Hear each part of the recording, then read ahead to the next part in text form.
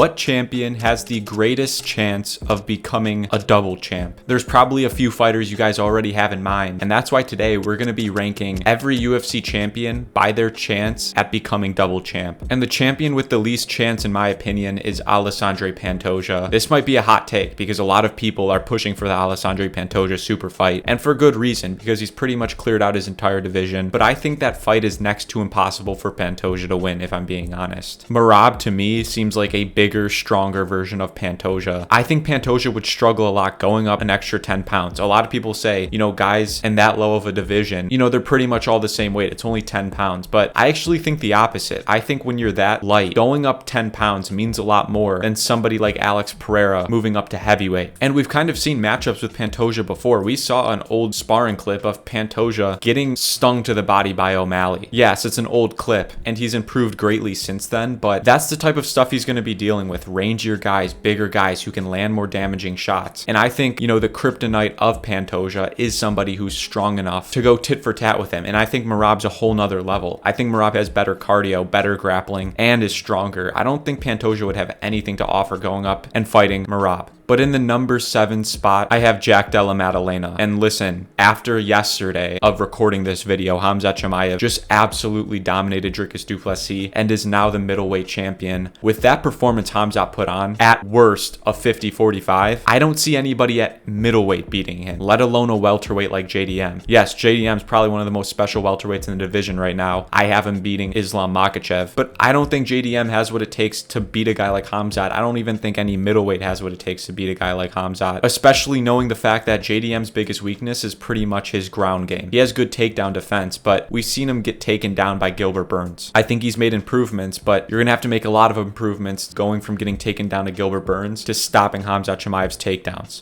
We just saw Dricus. He had nothing to offer. And JDM's considerably smaller than Dricus. He's going to have a huge size disadvantage. To win this fight, he would have to keep it on the feet. And I think he would win on the feet, but I don't think he's going to stay on the feet. I think the same thing would happen to JDM, except JDM would probably get finished. In the number 6 spot, I have Alexander Volkanovski, and he would have to fight Ilia Topuria up at 155. And he already did. He got knocked out in the second round, and I think a rematch would be even harder for him. He's further out of his prime. He's getting older. We've seen him get rocked by Diego Lopez. Diego Lopez is a good striker, but he's nowhere near the level of Ilia Topuria. If Diego Lopez can land on Volk and drop him, I think we all know what Ilia Topuria is going to do. I think the best game plan Volk could do is go out there and try to grapple for dear life, but I think Ilia Topuria would beat him in the grappling as well. We saw how he did with the Charles Oliveira. We know his background. I don't think Volkanovski has a very good chance.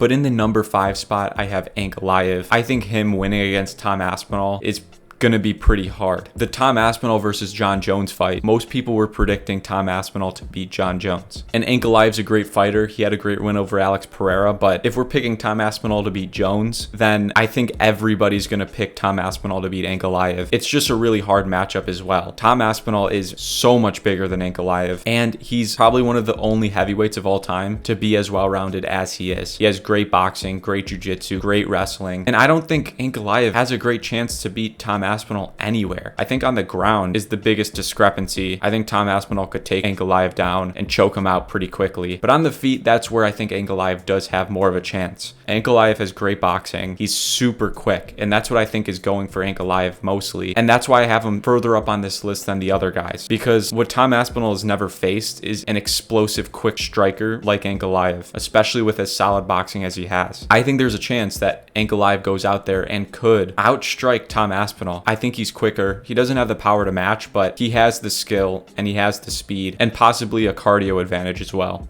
But in the number 4 spot, we have Merab. And if you asked me a year ago, I would have Merab probably in the number 8 spot. But his 2 fights this year completely changed the narrative around Merab. Tons of people, including me, were picking Umar to win. And he beat Umar. And he looked great. He outpaced him. He outgrappled him. And at times outstruck him. And then the rematch with O'Malley. A lot of people said, this fight's probably going to end the same way. Maybe O'Malley can get a knockout. Merab absolutely dominated Sean O'Malley. He got a round 2 submission. When do you see Merab getting submissions? This guy seems like he's evolving. And going into a matchup with Alexander Volkanovski, I would actually be pretty confident in Merab winning. I wouldn't pick him to win, but I could see a world where Merab beats Volk. Merab, I think, has better cardio. I don't know if he has better grappling, but there's a chance he could just exhaust Volk and smother him and win the fight that way. I think it's the hardest way to beat Volk, by decision, but if any guy can beat Volk by decision, it's Merab. On the feet, Merab would be absolutely screwed. I get that. And maybe even on the ground, Volk would control him and possibly even get a submission. But the way both of their careers are going, how Volkanovski's slightly declining and Merab seems like he's improving after every fight, I think Merab would actually have a decent chance at becoming double champ. But the newest champion, Khamzat Chimaev, is in the number 3 spot. And the reason I have him so high is what he showed against Dricus. He proved so many narratives wrong. He proved that he has the cardio. He proved that he won't fade just after 1 round. He completely dominated Dricus for 5 rounds straight and out-grappled him, an ending pretty much no one expected. And I think that was honestly the most impressive way Khamzat could have won. Not only did he get a dominant win, it wasn't a close decision at all, but he also proved the cardio narrative wrong. And I think that helps him a lot going into a fight with Ankalaev, because those would be the questions people would ask about that fight. Can Khamzat Chimaev survive the 2nd round and on against Ankalaev? But now after that Duplessis fight, we kind of know that he can't. In the matchup against Ankalaev, I think Khamzat has the stylistic advantage. I think Ankalaev's biggest weakness is Khamzat Chimaev's biggest strength, and that's obviously the grappling. Ankalaev does not seem like that great of a grappler offensively, but defensively we've seen even worse. We've seen him get submitted by Paul Craig, and yes, that was a while ago, but my point is that Khamzat Chimaev has a very clear advantage in the grappling, but he also has physicality. He's not much smaller than Ankalaev. He's one of these guys that can go strength for strength with a guy in a division above. It's not like Pantoja, where I would question him against the top 35ers. With Khamzat Chimaev, I would not question his strength at 205. And I do see a world where Khamzat Chimaev could take down Ankalaev and get a submission or get a ground and pound finish. I think the ground and pound finish is less likely, but I could see him get a choke, especially with what we've seen from Khamzat Chimaev. His jiu-jitsu looked great against Duplessis. He mounted Dricus, he got in the crucifix, completely trapped him, and just showed insane control, probably more than he's ever shown ever. And against a guy like Ankalaev, I think that's the way to beat him. I think Khamzat Chimaev has that recipe. On the feet, it's a different story. I think Khamzat Chimaev would be absolutely screwed on the feet, but the way Khamzat fights, he goes for a takedown as soon as the bell rings, basically. I think he would do the same, and I think the chance that he secures a takedown